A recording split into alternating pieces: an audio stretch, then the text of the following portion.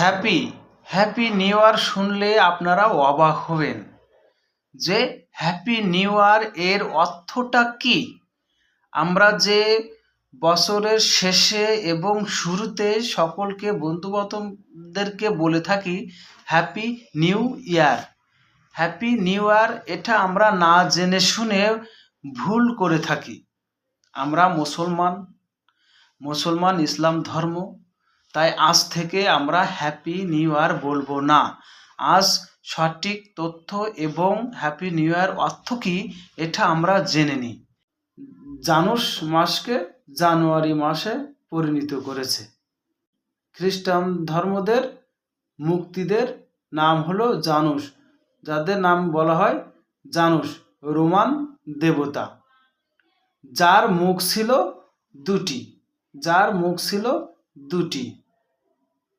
একটি ছিল ভবিষ্যতের দিকে, একটি মুখ ছিল ভবিষ্যতের দিকে, অন্যটি অতীতের দিকে।